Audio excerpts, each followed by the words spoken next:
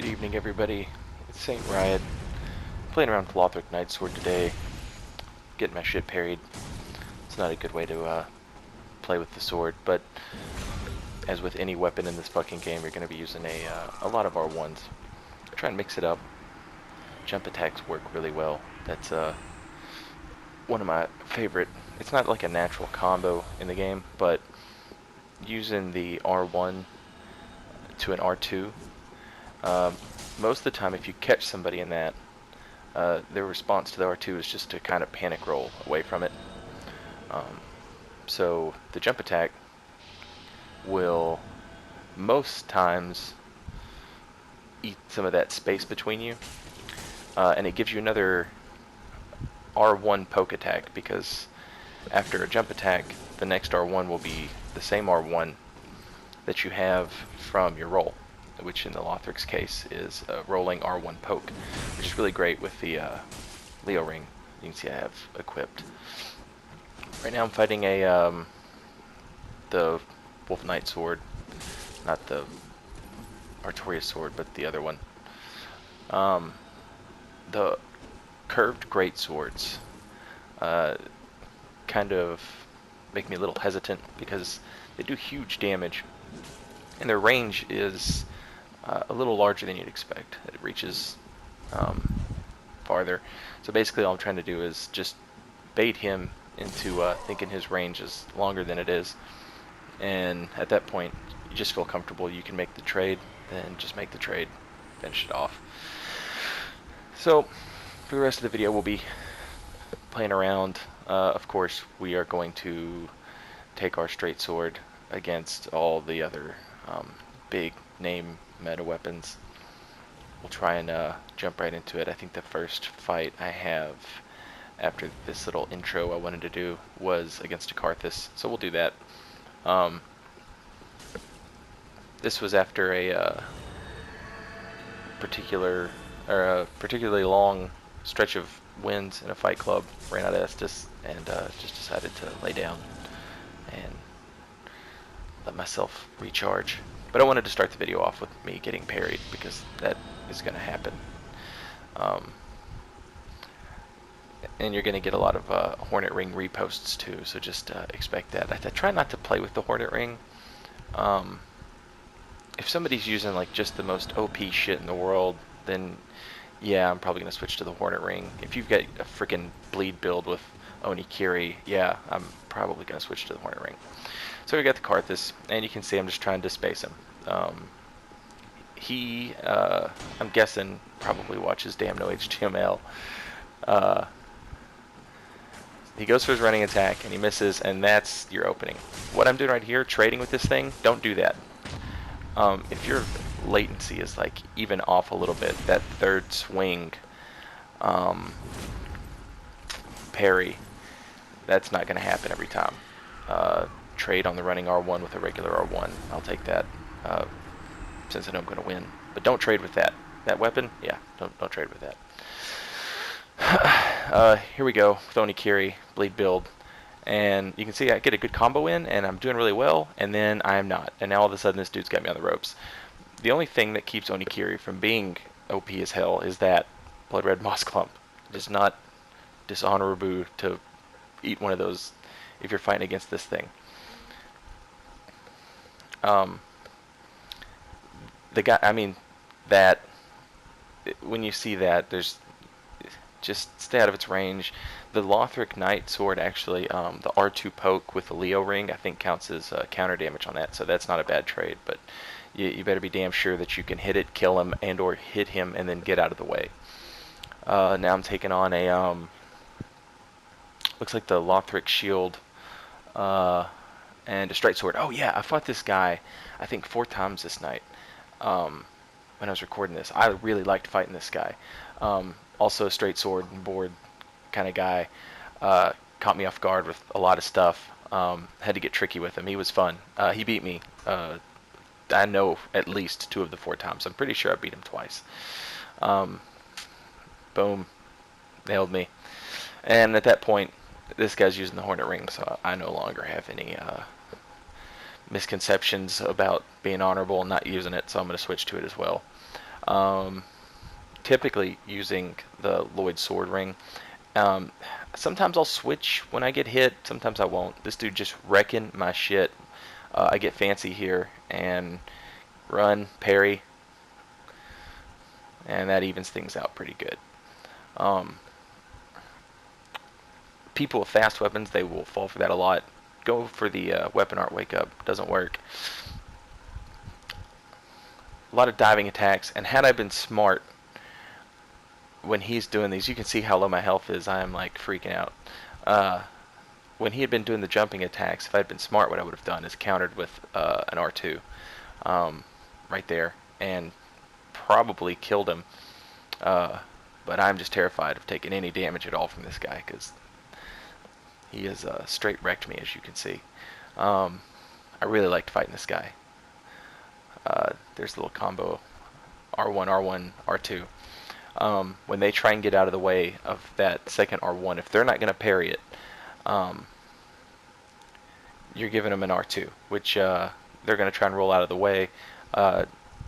Typically, if they try and roll away, you're going to get them. It's a great little poke move. It's one of the reasons I really like the Lothric Knight Sword so much, is it has a pretty varied moveset. You've got your R1 slashes and your R2 pokes. Two-handed, same thing. But the weapon art on it, I don't really use the two-handed that much. The setup I'm using right now, if I two-handed, I'm getting 500 AR on this, which is, I mean, that's up there with the Karthus. I hate this guy. Look at this guy. He runs up here because there's a fight going on, and he drinks. You guys see him drink right there? And he's going to act like he didn't. Alright, I have like been stomping his ass, his dark sword using ass. So I'm waiting for him to go back in the ring, and he hits me. Hits me again. It's me. Just trying to get the cheap kill, right? So I'm like, man, fuck that. So I drink my Estus, and he claps. Like, oh yeah, way to drink Estus. Motherfucker, I saw you drink Estus. Don't lie. Lying piece of shit. Drink your Estus, get to full, and let's fight. I got salty about that. That just irked me. If it had been someone killing the host, I would understand, you know, him wanting to leave the fight, but it wasn't. It was just two freaking reds duking it out, you know. R1, R1, R2. That third hit parry tech that everybody, you know, you can charge that R2, and typically, I like to let go of R2 as soon as I see them go for the parry. The problem is if you do what I did just there, if you fully charge that thing, he has time to press parry again. And catch you on it. I just ate 100 art 1s from a dark sword because that's literally all it can do. Tried to parry, didn't pay off for me. Not much else. I mean, it's just a freaking dark sword. You know what you're going to go up against. Just, it's got deceptive range. It hits freaking hard. But I don't run across a lot of guys who seem to be like super awesome using the dark sword. I'm not saying that that's not out there. It's not something I see a lot. Next fight, what do we have? Some kind of great sword. I can't ever tell because you guys all insist on wearing that giant fucking hat. Got my shit kicked in there. That's what I was going for in the first place. There's that jump attack I was talking about and that follow-up poke. That is just, I mean, just eats you alive, man. The jump attack is, I think, one of the most underutilized attacks in Dark Souls 3 PvP. It clears so much space. For some reason, if I do it in the grass right there, how we're standing in the grass, for some reason, it doesn't seem to want to go as far. I don't know if it happens a lot. This guy got me freaking out. He's got the buckler. There it is. Totally should have had that. Don't know why I didn't. That's what had me freaking out. Was he was taking his great sword swings, but you know he unlocks from you. And when you're using that great sword, if you swing and you unlock, it can't be parried. Well, if you're using it in one hand, you know I'm going to try and parry it. But I saw him doing that, and I thought, okay, that's not going to work. So he got me pretty good. Just caught me by surprise. I have no idea what the fuck this guy was doing. I thought he wanted to fight, so I was, okay, let's fight. But he's not wielding anything. This was, say, he started running up the stairs, and I wasn't paying attention. Like it didn't register fast enough. Anyway, once he gets up, we let him go. See who else wants to drop down here and fight me. Oh, it's a mage. Eat your grass. Okay. And this is it. Anytime you fight a mage, I don't care what weapon you're using, just stay on them as best you can. They just, if especially, like, watch how this guy, you know, we've seen 3 spells already. So you know, 4, that he's built for spells, you know, he's not one to get up close and have to deal with me. Bam! Look at that damage. So that's, I mean, in those times right there where he doesn't have a spell prepped and he's just trying to make room, I should have really like stayed on him. Instead I kind of go to the throwing knives, which on this video, for whatever reason, I didn't get a lot of me fighting halberds. It took me forever to get good fighting against halberds, but throwing knives, it's throwing knives. That's how you get good against halberds. Everybody does the staggered R1s, and they just try and keep you at a distance until they catch you with one of the staggered R1s. Then they try and go into the fighting a washing pole here. The halberds will use the staggered R1s, and once they hit you, they can go into those, they've all got real mean combos coming out of them. So you just want to punish every staggered R1 with a dagger. If you can do it with kukris, more power to you, because you'll actually do damage. The throwing daggers just pisses them off, and eventually they'll come in close without swinging first, and you can just totally wreck their shit. Going for the really sweet anime parry doesn't work, gets jump attacked. Let's see. I think he's switched. Yeah, he switched to maybe a parrying dagger and a different katana. I'm not sure. But basically he wanted to, as soon as he rolled, I rolled with him. And it was a pretty easy roll catch from there. This guy rocking the Arbalist crossbow, I think. And I don't know if that's the Karthus curved sword or the Karthus great sword. I can't tell because no one ever uses the damn thing one-handed. Switches to the Artorias sword, which isn't going to matter at all.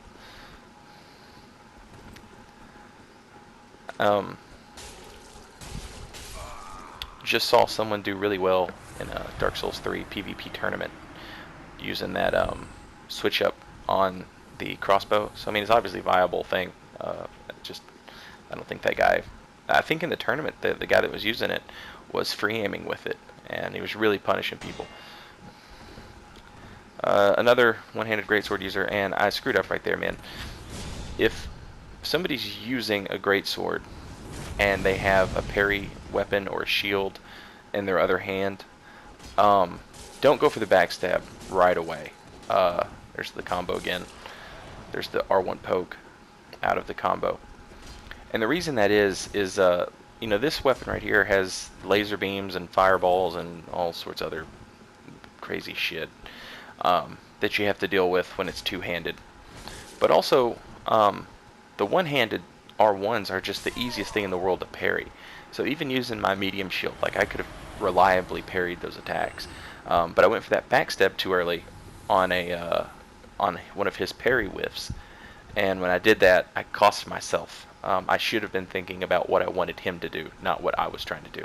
You can go for that backstab anytime, but you want them to use that one-handed greatsword move set for as long as you can get them to use it. So that was my screw up. Now against this guy, you know, he's got the parry shield. He's not. By the time he figures out what's going on, he could have really hurt me there. It's too late. The problem with a lot of the parry weapons is that if you're trying to parry that first R1, you're hoping you know how I fight. Now this guy was, you know, the head of the fight club that I'd just been in, so you know, it's fair to say he probably knew how I was fighting, but not well enough that he didn't get caught up in that R1, R1, R2 jump attack R1, which we just see again there. On Riki again, on Kiri, just parry that shit. Or no, wait, that's Goddard's. Parry it. That's It's the answer to anything that wants to try and hit you twice. Just you've basically got two opportunities to parry. The first R1 probably isn't going to break your poise to stop the parry, if that makes sense. So just go for it. Straight sword guy, taking it to me, whipping my ass. And this is going to put me on a different topic that I want to rant about for a minute. I'm having a pretty good fight with this guy. He's not falling for anything. He's threatening a lot of different shield punishes. And he switches weapons.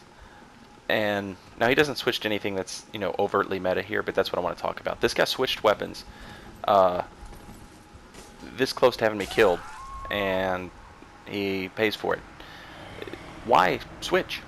I know the whole meta thing is, you know, the washing pole and the halberd and the Goddards and the Onikiri, and just keeping all that in your back pocket and switching out as your and Karthus, obviously. Switching out as, you know, you're playing against your opponent. But if you're having success against an opponent, I don't know why you would switch up. I understand that the washing pole running R1 is like the easiest way to finish an opponent off.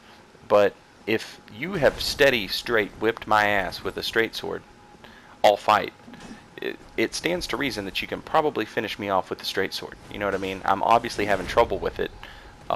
Keep using it. This guy using a weapon no one ever uses. I don't really know what to say about it. It's the Drang Twin Hammers. There's no reach on the damn thing. Just poke him from far away, which is a shame because it's a cool looking weapon. It does cool stuff. It may be something that people are really good with. I don't know. I haven't seen a lot of it. But the weapon swap, man, you got to chill with the weapon swap. You don't have to. I get it. Like, it's not for me, playing the meta. I understand it, but for me, when I'm playing PvP, it's I'm taking my character and I'm fighting your character. We're not fighting the game, if that makes sense. We're playing the game, but we're not, quote, playing the game, end quote. We're playing our characters. It's like I'm trying to make my character, I'm trying to find ways to win with what I've got. That's what's fun to me. That's what feels, it feels good to win using what you've got and learning to adapt and adjust. That's just my take on it. I know that's not, you know, how everybody feels, which is fine. That is a reliable setup parry against the Onikiri. I didn't get it, so I just got my ass stomped. And since he wants to use bleed build on an Onikiri, I have no qualms about switching to a Hornet Ring, which I don't think is going to matter at all. I'm pretty sure I just catch this guy in a few combos. Yeah, the R2 poke right there during the weapon art counts as a counter, I think, and just wrecked him. But that's my rant for and or against the meta, however you want to look at it. Hollow Slayer, look at that, half my health, half of it. I hate this sword. That parry looks like it should have hit me. He should have killed me there. Just got lucky. I suck against this sword with my straight sword. With another great sword, I'm fine. But this thing is like the halberd of swords. Look at him, he switches weapons. Why would you switch weapons? You are killing me. He switches back. One combo, got lucky, and that guy didn't have a lot of health. The R1, R2 jump attack, just enough to get rid of the guy. But that Hollow Slayer, man, I've got to get better against that thing. This guy, shield and spear, but he doesn't keep his shield up when he attacks. So his attacks still have tracking. If you've got your shield up and you do the R1s, no tracking. Goes for the parry, doesn't get it. It's a bad parry attempt. It switches it up. I like this, but he should have played unlocked right there. You can tell which way I'm going to roll, and you know I'm going to keep rolling because you cast that fucking spell. So, you know, good on him. Just if it were me, I would have played unlocked. I would have tried that run. Awesome parry right there. Gets me with the spear. And this is actually why he loses. He gets really greedy. you know, I've still got enough health that there's a buffer there between he and I. And I'm not saying he couldn't have brought that fight back and totally whipped my ass. He could have. But that's not what got me so low on health. What got me low on health was him playing his game.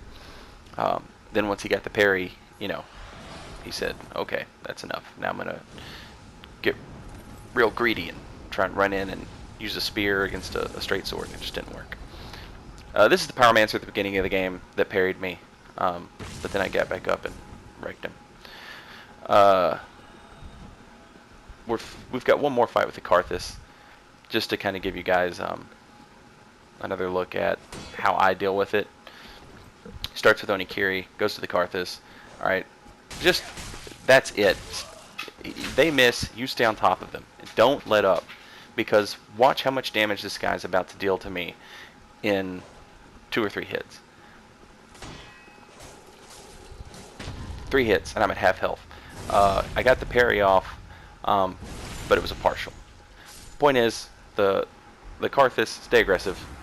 Actually, with anything, if you're using a straight sword, stay aggressive. That's my favorite way to play. Just be aggressive all the time. Never stop swinging. Kill everything.